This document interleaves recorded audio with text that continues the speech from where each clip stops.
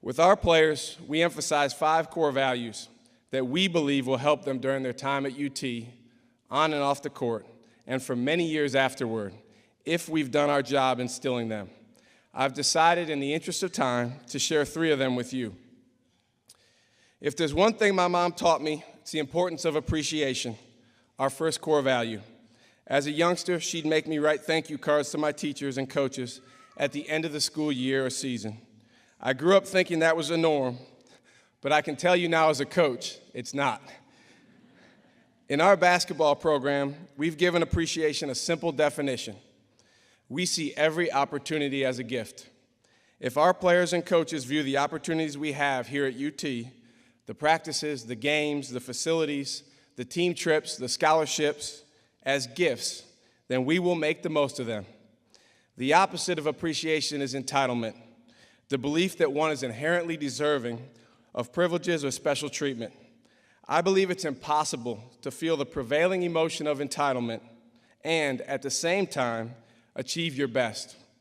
I also believe it's impossible to feel a deep sense of gratitude and simultaneously feel sorry for yourself. Try it sometime. When I was a boy, we existed at the low end of the middle class. My mom raised 4 of us on her own and often struggled to make things work financially while balancing multiple jobs. My brothers and I never went without our basic needs being met, and my mom always scraped together enough money for us to participate in things like soccer tournaments or school trips. But sometimes I felt sorry for myself when I didn't have certain luxuries that my friends enjoyed. When it was time for an adjustment in perspective, my mom stepped in. Never did I experience a more powerful lesson in appreciation than when she sent my older brother and me on an exchange program that took us for 2 weeks to live with a family of 7 in a rundown section of government housing at the northern edge of the Mississippi Delta. In Mississippi, we experienced poverty and segregation unlike anything we'd ever seen or heard of.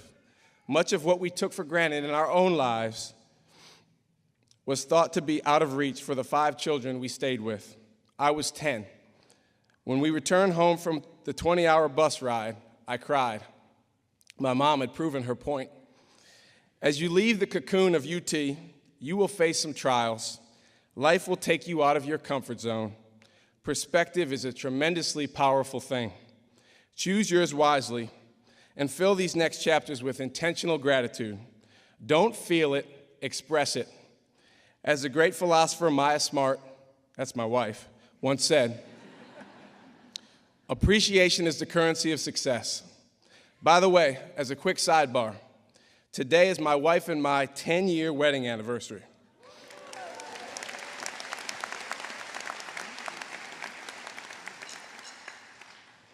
So here's a quote she often reminds me of that I once thought ridiculous, but turns out to ring true for so many of us and is especially applicable to you graduates as you exit college and enter real life. The most important career choice you'll make is who you marry. That's from Sheryl Sandberg. Think about it, then heed her words. Nothing great was ever accomplished without enthusiasm. I couldn't agree more with Ralph Waldo Emerson. So enthusiasm is our second core value. I love being around people who are switched on, and they certainly make for more successful student athletes. So we define enthusiasm like this. We are passionate and excited about our process for success. The key word here is process. What is the blueprint that will lead you to get the results you desire? Since this is so critical to the upcoming chapters of your history book, I want to give you an example from when I was exactly your age. You've probably heard many times, what are you going to do with a history degree? I got that question too, and because I was a good student, my professors assumed they knew the answer. Go on to a rigorous postgraduate program. How could you spoil your education? Why aren't you doing what others like you do? What we did. Because I was passionate about doing something else. In fact, I was filled with unbridled enthusiasm about doing something else. I was headed somewhere they couldn't see. So I moved to a one-stoplight town in Pennsylvania and a school none of us had heard of to make $45 a week as an assistant coach. Almost everyone around me questioned the move. When friends and family would visit my $150 a month apartment, they would cringe and give me a look that was a mixture of pity and bewilderment. Every day I'd buy a $4 foot-long sub from Subway and eat half of it for lunch and half for dinner. I shopped at the dollar store, and I loved my life. I loved the opportunity I had. I loved the people I was around. I loved the promise of the future that I was too naive to know wasn't promised. Not everyone will understand your path. That's okay. As a civil rights leader, Howard Thurman said, "Don't ask what the world needs. Ask what makes you come alive and go do it, because what the world needs is people who have come alive." Decide what you can do with great enthusiasm. Decide what switches you on, then pursue it without apology and without looking back.